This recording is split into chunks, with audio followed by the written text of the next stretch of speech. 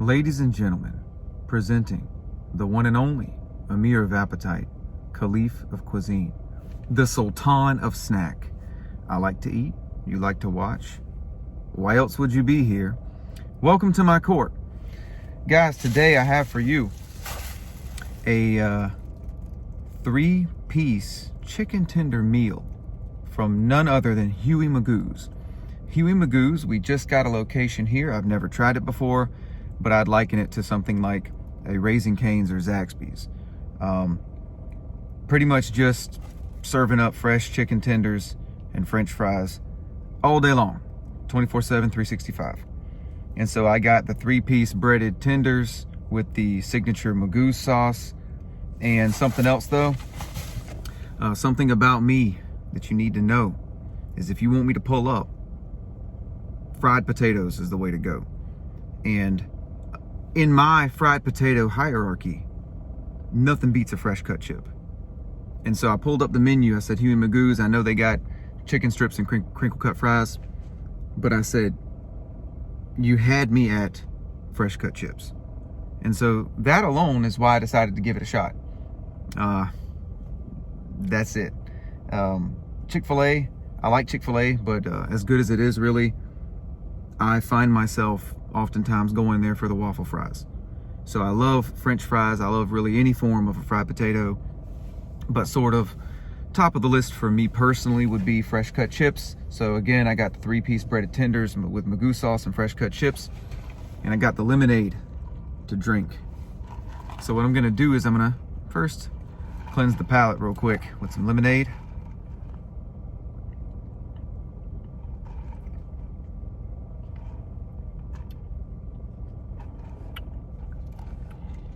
Okay, it's a good lemonade, heavy on the lemon.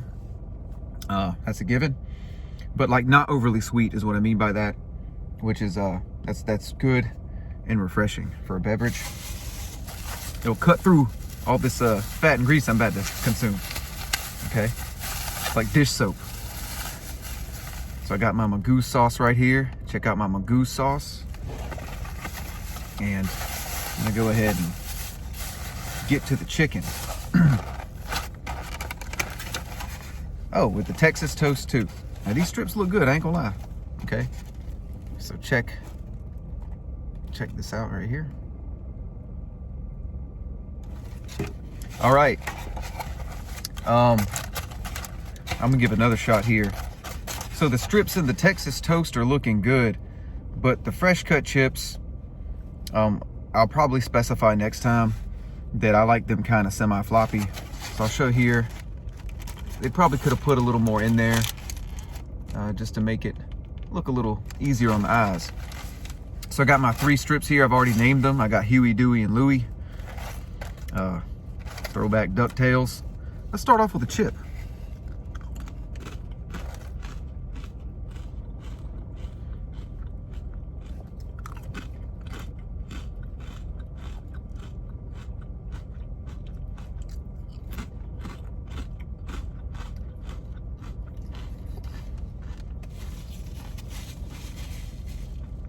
These are good, but just not prepared in the way that I like them the most, which is also kind of the way the picture was on the website, where, you know, they weren't like this kind of crunchy. They were more like looking like they were kind of had that semi-floppy look. But I could probably specify, have them, you know, make some to order, and I would enjoy these a lot more if that were the case.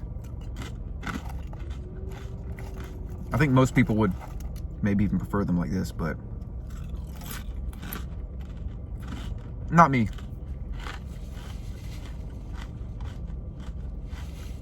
Like if I want these, I'd probably just opt for Lay's or something like that.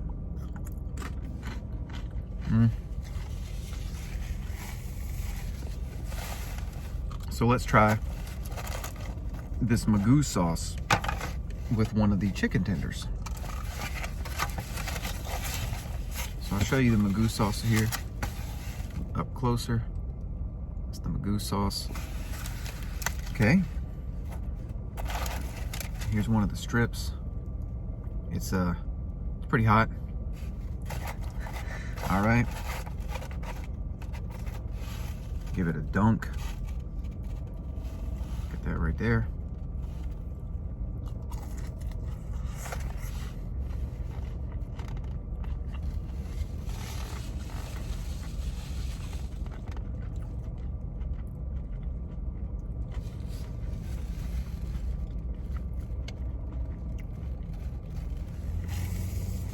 Okay. First of all, that is a fresh and well-prepared chicken tender. The sauce is good. I've had sauces kind of similar to this. Pretty much a lot of places where they'll give you a signature sauce, some concoction similar to this. I will say the chicken, again, similar to something like you might find at Zaxby's, but I just prefer mine like with a little more crispiness, you know, a little more crunch really on the exterior. It doesn't have to be like a really thick layer, but I just want the crunch to really come through. But that's just me.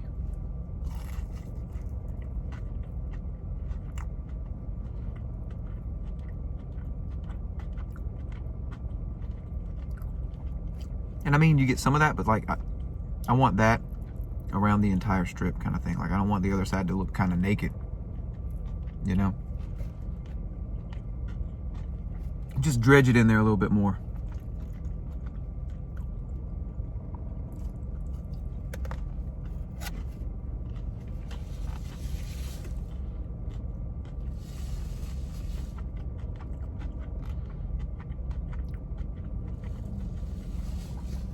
Again, chicken strips are good, hot and fresh.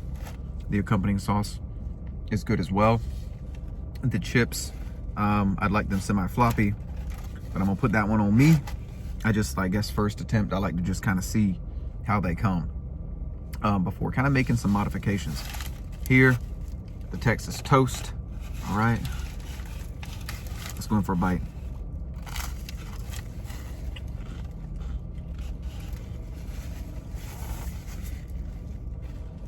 Okay, that's definitely not a curveball. Is what it is. Good though, happy it's there. It's not as good as Zaxby's Texas toast, but it's acceptable.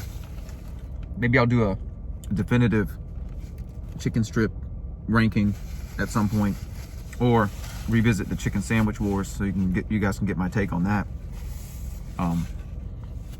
Overall, this is pretty good. I'm not disappointed. Nor am I disappointed with Morocco, the last remaining African team in the World Cup. When Japan and Korea were defeated alongside Australia, there were no more Asian teams moving forward. And Morocco, the lone African team, was able to overcome Spain yesterday, which is a big deal. So I'm happy for them. I was kind of conflicted. I root for Spain a lot in these tournaments, but there I kind of had to go with the underdog. I know what it means to them for an African team to reach the quarterfinal. I would love to see them win the quarterfinal against Portugal and make it into the semifinals and be in the top four. The first time an African team, that would mark the first time an African team would reach the top four, would reach the semifinal. Of course, because of Luis Suarez and Uruguay really robbed Ghana in 2010 of advancing to the semifinal. So I know what that would mean to a country, to a continent. And so I think that's important. I really can't understate the success of African, Middle Eastern, and the Asian countries in this World Cup. I think it's significant and it means a lot. And I'm happy for them. Okay, I'm happy for them, and I'll be pulling for them going forward. That said, I think people are a little hard on Spain. I've been, watching and reading the news, and in my opinion is rumors of Spain's demise are greatly exaggerated. Tiki-taka is not dead. Spain was eliminated by the host Russia in 2018 on penalties in the round of 16. They were eliminated this time by a good Morocco team that also beat Belgium in the round of 16. And then on top of that, last year, they lost to Italy in penalties in the semis in the Euros. This is a good Spanish team with a solid core. Their style is the same criticism there that there's always been, where they tiki-taka and they pass you to death. and they just can't finish in the front. They'll create chances, they just can't finish in the front. They don't have David Villa, they don't have Fernando Torres anymore. That's a given.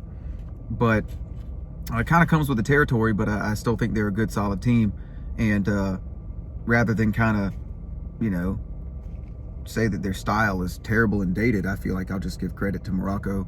And so update on that then. We have a couple of days with no games before picking up with the quarterfinals.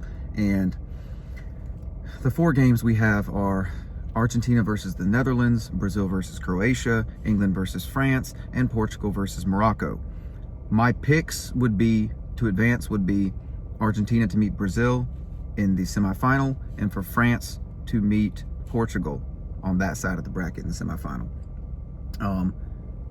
Those are the teams I think will make it through, although with Argentina, I know the Netherlands could in their campaign, and that would be very sad. So part of that is my hope more than anything, but that's the teams that I see going forward. So I see a Brazil-France final in which I'll pull for Brazil, but France is looking pretty unstoppable themselves.